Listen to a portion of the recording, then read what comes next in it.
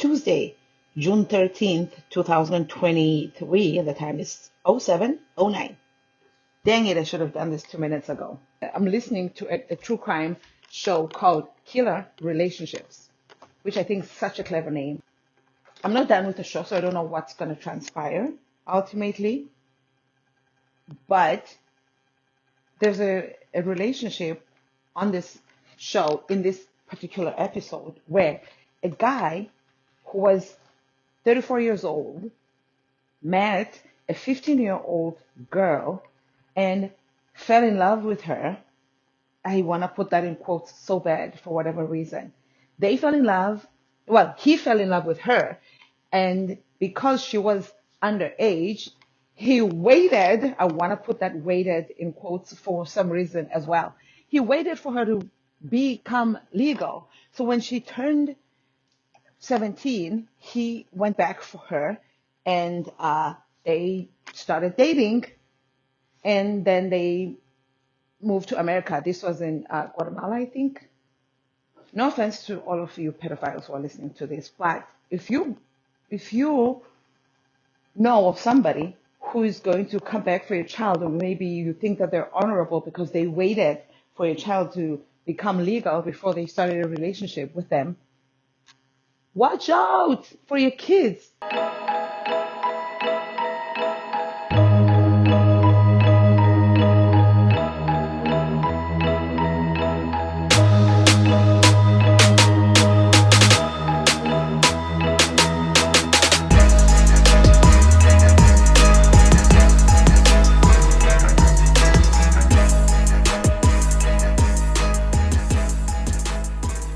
I know that like in these kinds of countries, for example, like third world countries, it's like, you are our ticket to out of poverty. So I think that that's another thing. The fact that this guy happened to be there and possibly was looking for a wife, quote unquote, child, to, groom and be in a relationship with. That is my thinking. I feel like he designed his life in such a way that he's going to end up in a career. Oh, he's a teacher. That's another thing. Think. He is a teacher. That's like being a priest and being a pedophile. I'm not saying being a priest and being gay. I know this has nothing to do with it, but I feel like I should mention it. I think there's a big difference between being gay and being a pedophile. So I don't think that just because you are a priest who sleeps with boys, that makes you a gay priest. Maybe you are gay, but it makes you a gay pedophile. You see what I'm saying? All gays are not pedophiles. There are a lot of gays out there who are not criminals, okay? Who are not gross. They're just living their lives, looking for love, just like all of us. That's not what this episode is about. Oh, I just need to lose a couple of inches and this shirt will fit me. So I was like, okay, so you became a teacher. Now you're around kids due to the career choice that you made. And then you went to a third world country where I feel like you know that it's going to be, quote unquote, easier for the parents to let you have their kid because you're getting them out of, you know what I mean? Because he ended up taking her to America. And then they moved to California, and we all know how people love California in like stories. Like, oh my God, California. Which is fine. I love California too. I live in California. So I'm just really irked by that. And that like reminded me of when I was in not in high school, grade school, I guess. You see, we call them differently in South Africa. And if you're new here, that's where the accent's from. So when I was in boarding school and there were male figures in the school, like priests, it was a Catholic school. There were priests and, there were and brothers and sisters and teachers. I'm talking about males. And there were rumors about, I don't know if it was a brother or a priest. I think it was, I don't know, somebody gross just molesting kids, whatever. I won't get into that, but like boys. And my point about now, thinking of that school, is that one of the teachers there, I remember I was 12 to 13 that year, and he was like the youngest teacher, and probably like early 20s, but like, that's young, obviously. And he was like the cool teacher. I don't remember him doing anything like weird. He did date one of the teachers who was also like kind of young, I guess. Maybe she was like 30 or whatever. She was young, she was beautiful. And I was looking at them like, wow, they're in a relationship. And then I thought, she's so much prettier than him. But we were in a boarding school. We used to call it a prison. And it was very akin to prison. And, well, I mean, it's Catholic schools, of course. And it was like in the mountains. There wasn't much going on there. So it was like they probably like, there's not much of like options here, and they ended up with each other. I was 13, but I was just like, the relationship seemed interesting. And then she was pregnant. I was like, wow. It's something about it just rubbed me for some reason. And I'm not saying it was right, I'm not saying it was wrong or whatever, but it was something about that relationship and her falling pregnant by him. I was like, wow, they're actually. I don't remember what happened to her. She's not somebody who gets mentioned a lot, even in the school group forums on Facebook. But that guy, when I was in college, I somehow bumped into him, and he kind of had googly, what's that word? Google, whatever. He has like those eyes for me. And I started feeling like, huh. And then he even lent me his jacket, so that he can come over. What's your room number in college? And he's going to come there. He wasn't in college with us, but like he's going to come all the way to get the jacket. I mean, we're not stupid, right? And I thought, And then he came over. I was sitting on my bed and whatever. I was so sick when he came back. I remember I had worn his jacket and then I put it under my pillow. This is a different day that he came. And he came and I wasn't expecting him. We didn't have like cell phones or anything. So yeah, I just totally aged myself. And I had his jacket under my head as a pillow, and he was pissed like, oh, blah, blah, blah, blah. And I even then, like, because I dealt with so many like creepy dudes throughout my life, I felt like it's not even about him being mad about me using the jacket like that. It was like, now you owe me a favor type deal. You see what I'm saying? It was that kind of deal. But we never even made out whatever, because it was just like, what the fuck? And gave him his jacket and he left. And now on Facebook, he's friends with everyone in his classes from that school. I don't see, I do not remember seeing anybody. It was just, maybe it's because we're mutual friends with these people and that's who Facebook showed me. But he doesn't have way too many friends. It's just a lot of the people that I know from that school. This is when I was 13 years old. I'm in my 40s. He's friends with just like all the females. I'm not, that rubs, right? Because, okay, fine, like we finally caught up now. Oh, and recently I saw, he tried to DM me a couple of times. I just slid his thing to the side, to the archives, because I'm not trying to have like a DM type relationship with this guy who has always rubbed me the wrong way. And I was a truck driver, and I had one of my profile pictures.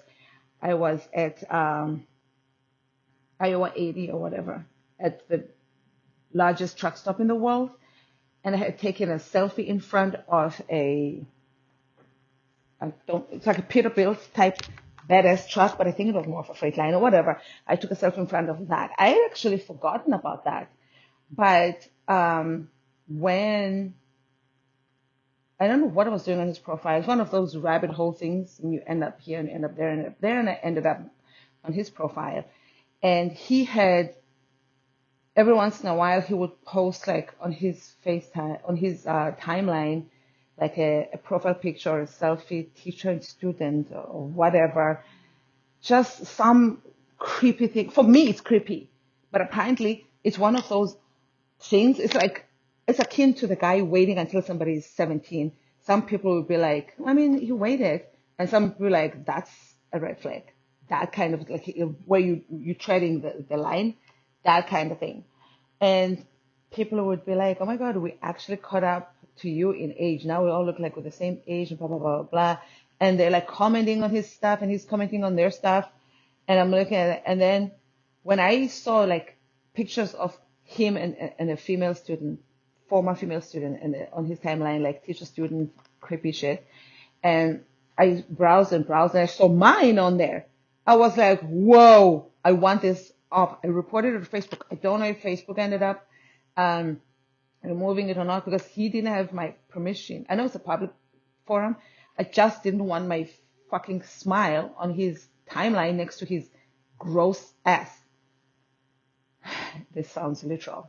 But I don't know what happened to that because I think that I either unfriended him or blocked him. I know that while I was in the midst of ignoring his messages and whatever, before I even saw this profile picture, he had sent me a friend request on a different page. And I thought, perfect. So we're no longer friends now because I'm not going to accept this friend request.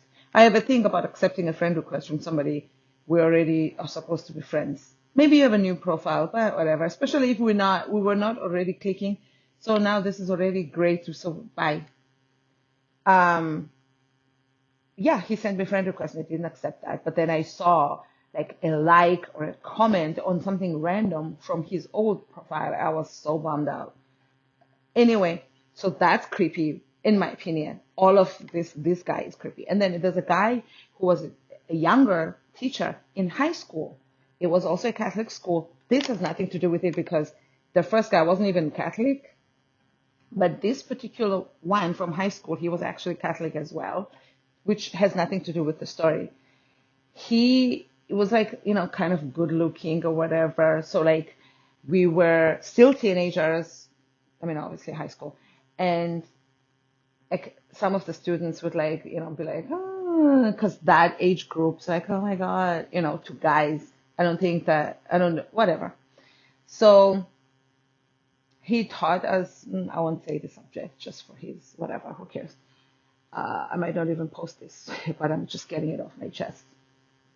Where there is a lot. If you know me, you know I'm well endowed, so there's a lot going on in my chest. This guy, particular one in high school, he was dating a girl who was my senior in the same high school. I personally saw that as a red flag. I've just been around so much pedophilia, grossness, creepy guys, or whatever, throughout my life that these kinds of things become trigger points for me, maybe even at ages where other people wouldn't even see anything yet. Because, your innocence is taken away. I think that's one of the reasons they say that. Because I wasn't looking at these guys with such innocent eyes that you would expect from somebody my age. He was dating a senior, and I thought, oh, I don't know about this. Why is this guy dating? I don't know. I don't know if he was dating her while we were still in school, but she went to the same university my sister was going to in the same city. So I was spending a lot of time at the university. So I knew what was going on there, the rumors and the gossips and the whatever, because I was there a lot. And my sister was a very social person. So like I knew a lot of people through my sister. And I would spend like weekends and stuff like that with them. So I know that this guy, I can't remember for a fact that they were dating while they were still at school. Maybe not. Maybe it was one of those things where he waited for her to no longer be in school so that he doesn't break any rules, that line. So now she's in college. He's still teaching us. I'm still at the school because she was my senior. But I go to the same college to spend time, and I bump into him a lot. And then I found out that he was dating her. And I thought, that was like red flag for me. And then I heard that he had a reputation. There were like rumors that he was a peeping Tom, that he was a peeping Tom. And I thought, what? That I was already robbed by the fact of this relationship. And now he's also creepier, being a peeping Tom. I have to look at this guy with a straight face in school. I was like, this is wild. Like, and then I end up going to the same college that my sister was going to, where he was still dating that girl. He peeped on me. I had to go to the bank. We only had two banks, maybe three, but I remember just two at the time. And I think we graduated to three. We had two banks in our city. It was actually the capital city of the region, but third world country back in the day. You had to get up so early to go to the bank to join the line around 6 for the bank that's going to open around 9 o'clock. So I needed to go to the bank for whatever reason. I'm almost proud actually that I had to go to the bank because I had zero money at the time. So the fact that I had to go to the bank means that for some reason I had money at this time, and no matter how much. So when I got up around 5 to get ready so I can be at the bank by 6, I'm just singing and taking a shower, just relax. Don't expect anything weird. It wasn't like weird stuff going on in this university. We felt safe. My brain just went to how I ended up leaving this university because somebody wanted to kill me, and they kept coming back to look for me, he and his gang and his friends with guns and machine guns or whatever. So it's so ironic that I'm saying we felt safe, but we did feel, it's whether you or not you're safe and whether or not you feel safe. That's why when you were in a fear for your life, whether that person was actually intending on taking your life or not, it's how you felt. So at the time, I felt safe. I had no idea. So I was taking a shower, and I'm standing now towel drying. I remember this so vividly. I was towel drying myself, standing in the bathtub, facing the door of the shower. I feel like as you would. Obviously, I'm naked. And my eye just goes, because I see darkness. Here's this fucking guy's face. My God. It was him. And he disappeared as fast as he got there. I froze. Literally froze. I could not even believe it. I had heard the rumors and everything, but who expects somebody to peep under their thing, whether you know them or not? It's a college with so many different residences and all of this going on. And it so happened that things aligned to the point of, here is this guy. It's a regular day because I'm going to the bank. So the bank's going to be open, which means the school's open. Not necessarily, but it was. So he's going to go to the school. I'm no longer at that school, but he's going to go to that freaking school after this. I wonder if I was still at that school. I wonder what would have happened. I wonder if I would have reported him. I could have still, actually, I could have still, probably should have still reported him at the school. Never thought about it. How come nobody reported? Wow. How come nobody reported him? The legal system and the reporting system and everything in the country. Like, wow. I don't want this to be a complete rabbit hole. I really need to get my day started. But these are just some of my personal experiences. I would like to hear what you think, what your experiences have been. What's your point of view on this subject? Are you the guy that I just called a pervert? Are you a female who's waited for a boy child, whatever you want to call them, because you probably don't use the same terminology that I do because we come from different schools of thought, right? I would like to hear what you think because I really need to get my day started now. Thank you for listening. I'm at Babalapro on all social media. Toodles. Including I have a blog, babalapro.com, and I have a YouTube under Babalapro.